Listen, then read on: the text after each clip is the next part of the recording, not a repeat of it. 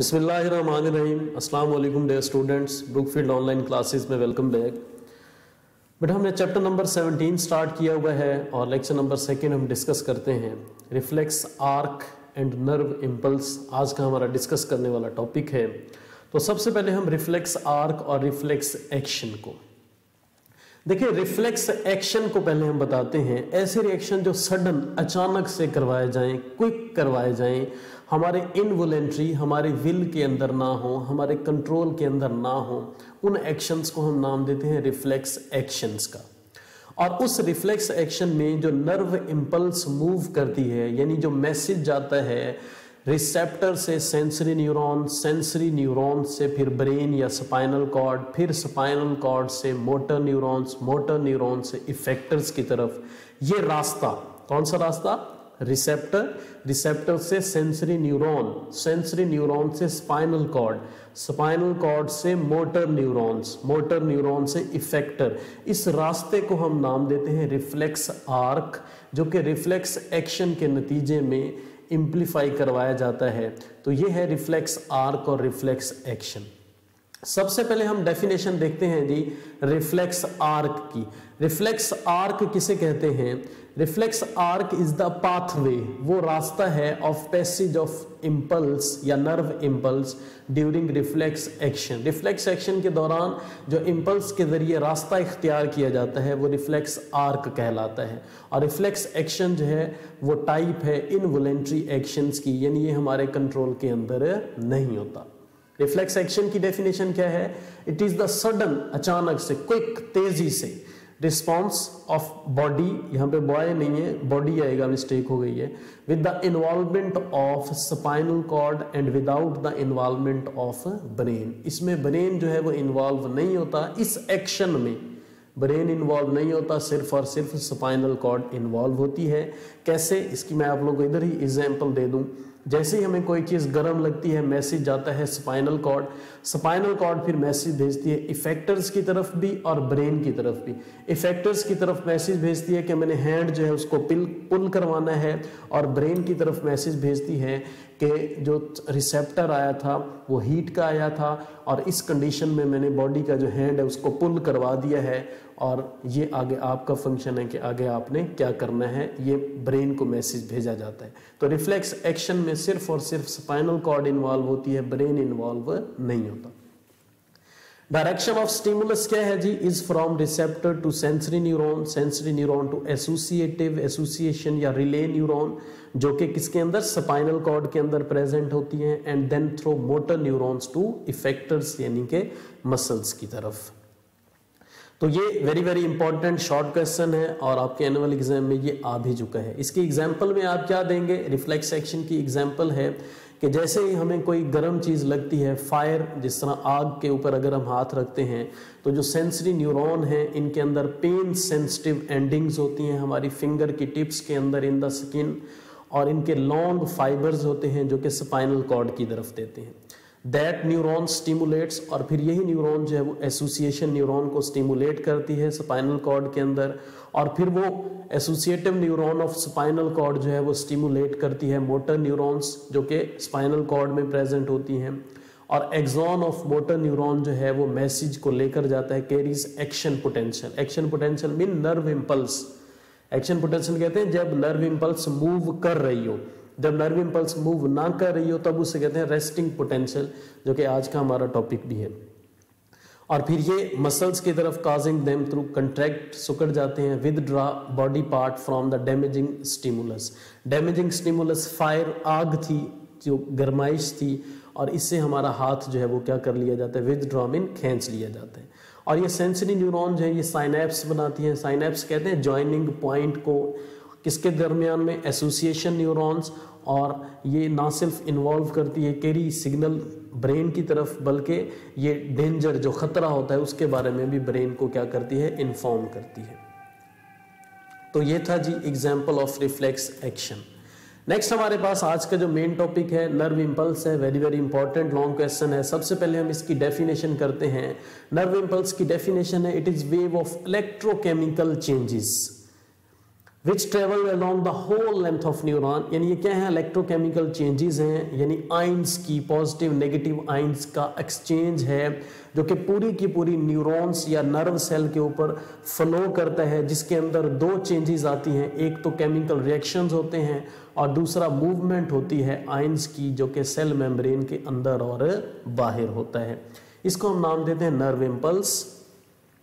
Nerve impulse में क्या आया, दो चेंजेस, एक केमिकल रिएक्शन, दूसरा movement of positive and negative ion अंदर और बाहर किसके, सेल मेम्ब्रेन के, और इन्हीं चेंजेस को हम इलेक्ट्रोकेमिकल चेंजेस जो कि नर्व इम्पल्स की या न्यूरॉन की होल लेंथ पूरी की पूरी न्यूरॉन के ऊपर फ्लो करती हैं।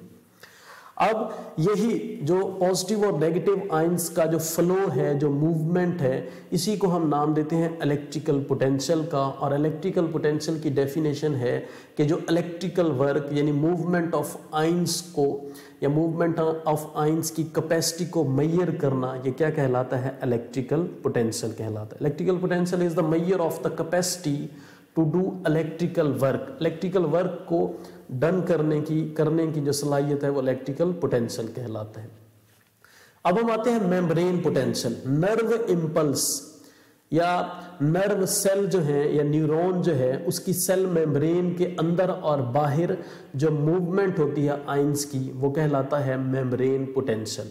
The electrical potential that exist across a cell membrane, यानी सेल मेम्ब्रेन के अंदर और बाहर जो इलेक्ट्रिकल पोटेंशियल पाया जाता है उसको हम मेम्ब्रेन पोटेंशियल का नाम देते हैं। मेम्ब्रेन पोटेंशियल की टू टाइप्स हैं, एक कहलाता है रेस्टिंग मेम्ब्रेन पोटेंशियल और दूसरा कहलाता है एक्टिंग या action membrane potential. Resting membrane potential को दूसरा नाम देते हैं नॉन कंडक्टिंग नर्व इम्पल्स और एक्शन मेम्ब्रेन पोटेंशियल को दूसरा नाम देते हैं कंडक्टिंग नर्व इम्पल्स। तो आज हम डिस्कस करते हैं रेस्टिंग मेम्ब्रेन पोटेंशियल। जब नर्व सेल की मेम्ब्रेन के अंदर और बाहर आयंस की मूवमेंट ना हो, यानी बाहर सिर्फ एक आयंस हो यानी पॉजिटिव और अंदर सिर्फ और सिर्फ नेगेटिव आयंस प्रेजेंट हो, यानी कि हम कह सकते हैं कि न्यूरॉन की सेल मेम्ब्रेन अगर आउटर साइड पे मोर पॉजिटिव हो और इनर साइड पे मोर नेगेटिव हो, तो इस नेट डिफरेंस ऑफ चार्जेस को जो कि inner and outer surface of non conducting neuron पाया जाता है, इसको हम नाम देते हैं रेस्टिंग मेम्ब्रेन पोटेंशियल का। डेफिनेशन है, very very important short question है ये सारे। Define nerve impulse, define electrical potential, define membrane potential और इसी तरह डिफाइन रेस्टिंग मेम्ब्रेन पोटेंशियल। जब नर्व इम्पल्स फ्लो नहीं कर रही तब ये क्या कहलाता है, नॉन कंडक्टिंग न्यूरॉन या रेस्टिंग मेम्ब्रेन पोटेंशियल। और इसके कुछ फैक्टर्स हैं जब नर्व इम्पल्स जो है वो मूव नहीं करती, वो कौन से हैं जी? Major factors which are involve in resting membrane potential are following. सबसे पहला फैक्टर जो है वो सोडियम और पोटाशियम आयंस हैं। नर्व सेल की सेल मेम्ब्रेन की ये खासियत है कि इसके अंदर और बाहर दो आयंस की मूवमेंट होती है ज़्यादातर। मोस्ट इंपॉर्टेंट ये दो आयंस होते हैं, एक सोडियम और दूसरा क्या है, पोटाशियम। दोनों की मूवमेंट्स जो है वो अगेंस्ट द कंसंट्रेशन ग्रेडियंट होती है और इनकी कंसंट्रेशन, सोडियम आयन की कंसंट्रेशन सेल मेम्ब्रेन के बाहर यानी सेल के बाहर, नर्व सेल के बाहर इनकी कंसंट्रेशन 10 टाइम्स हायर होती है देन इनसाइड। और पोटाशियम आयंस की कंसंट्रेशन जो है वो 20 गुना इनसाइड यानी साइटोप्लाज्म में के अंदर ज़्यादा होते हैं और सेल के बाहर पोटाशियम आयन की कंसंट्रेशन जो है वो क्या होती है, बहुत कम होती है। और इनकी मूवमेंट्स कैसे होती है, इसी मेम्ब्रेन के अंदर बहुत सारे वेरी एक्टिव सोडियम और पोटाशियम पंप प्रेजेंट होते हैं जो कि by the breakdown of ATP sodium और पोटाशियम आयंस को, सोडियम को आउट और पोटाशियम को इनटू द सेल जो है वो क्या करते हैं, मूव करवाते हैं against the concentration gradient. Against concentration gradient हम क्यों कह रहे हैं? हमने बताया सोडियम आयन बाहर ज्यादा है, अंदर कम है, तो अंदर से बाहर की तरफ मूवमेंट अगेंस्ट कंसंट्रेशन ग्रेडियंट होगी। और पोटाशियम आयन अंदर यानी सेल के अंदर ज्यादा है, सेल के अंदर बाहर है। सेल का अंदर मीन इनसाइड और सेल का बाहर मीन आउटसाइड। तो इनकी मूवमेंट जो है आउटसाइड लो है, इनसाइड हाई है। तो आउटसाइड से इनसाइड मूवमेंट होती है पोटाशियम आयंस की with the help of ATP.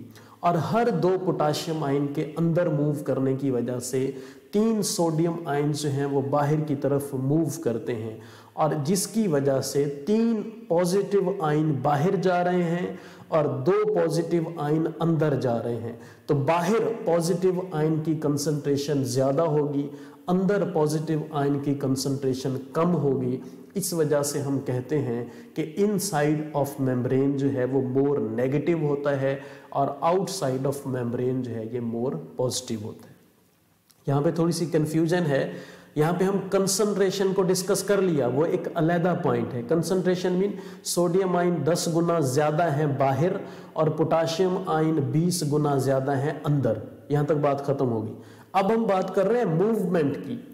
बाहर सोडियम आयन 3 जा रहे हैं और अंदर पोटाशियम आयन 2 जा रहे हैं, जिसकी वजह से बाहर पॉजिटिव आयन की कंसंट्रेशन ज्यादा हो जाएगी और अंदर पॉजिटिव आयन की कंसंट्रेशन कम, क्योंकि अंदर 2 और बाहर कितने हैं 3, जिसकी वजह से बाहर ज्यादा पॉजिटिव है और अंदर जो है वो ज्यादा नेगेटिव है। ये था पहला पॉइंट।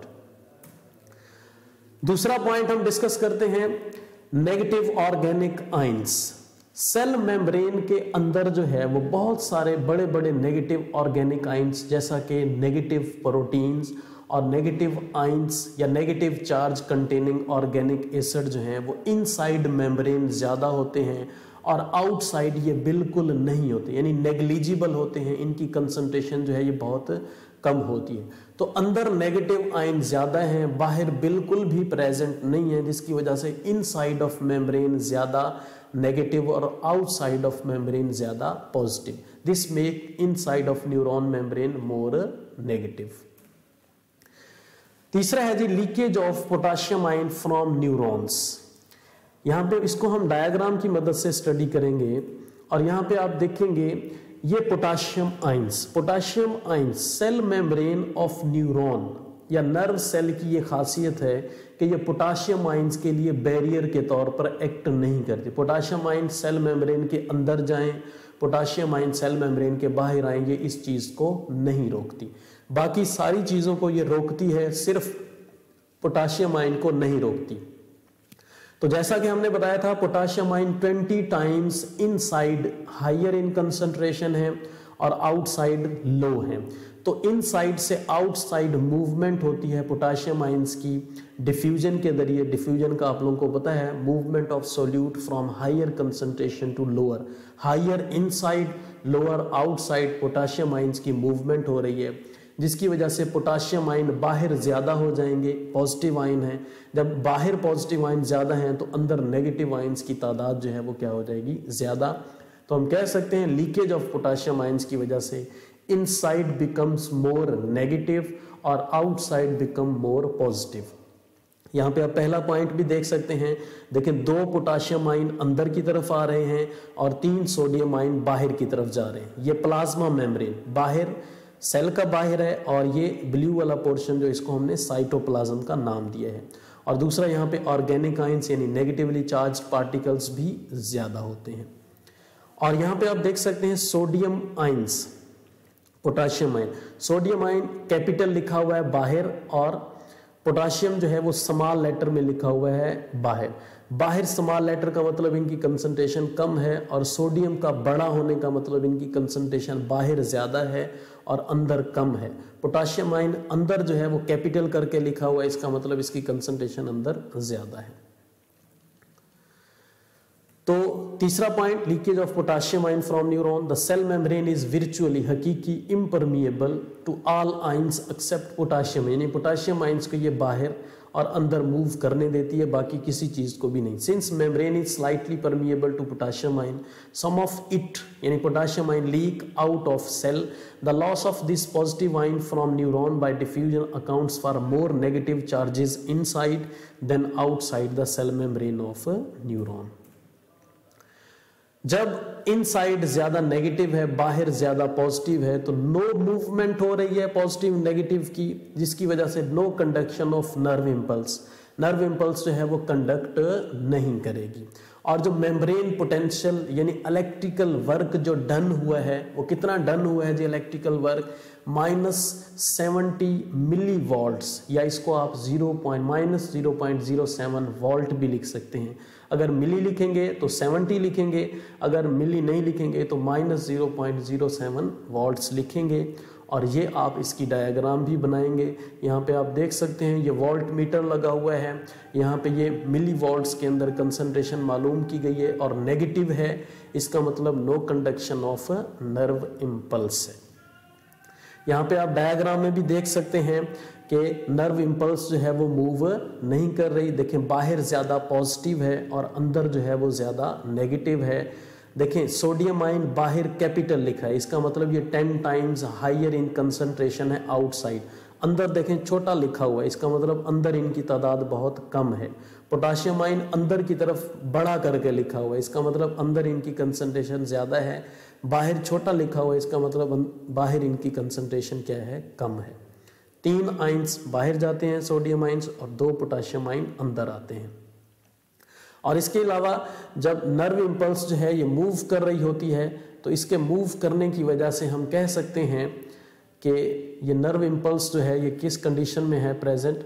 देखें ये मैं लिख रहा हूं यहाँ पे, अगर ये वाली कंडीशन हो, बाहर नेगेटिव नेगेटिव पॉजिटिव और ये पॉजिटिव, यहाँ पे नेगेटिव नेगेटिव, इधर पॉजिटिव इधर पॉजिटिव नेगेटिव और नेगेटिव, इस कंडीशन को हम नाम देते हैं, ये कंडीशन कहलाती है एक्शन मेम्ब्रेन पोटेंशियल।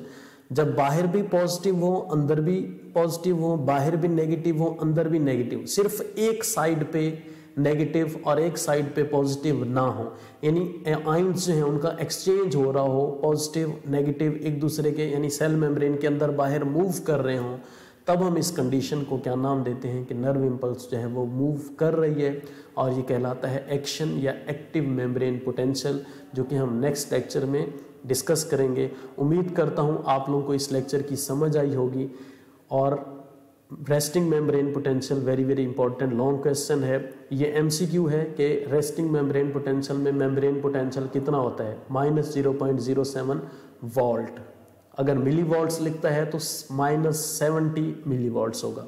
और पोटाशियम और सोडियम आयंस की कंसंट्रेशन, बाहर पोटाशियम आयंस अंदर पोटाशियम आयन 20 गुना ज़्यादा हैं और सोडियम आयन बाहर 10 गुना ज़्यादा हैं। कितने पॉजिटिव आयन की मूवमेंट होती है, पोटाशियम अंदर 2 और सोडियम बाहर 3 मूव करते हैं, तो ये MCQ में आ सकता है। नेक्स्ट लेक्चर में मुलाकात होती है, तब तक के लिए अल्लाह हाफिज़।